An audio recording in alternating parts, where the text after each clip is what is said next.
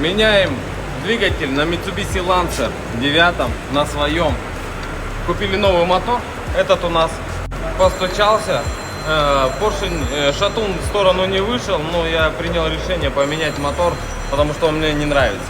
Мы открутили подушки двигателя. Нам остался один контрольный болт.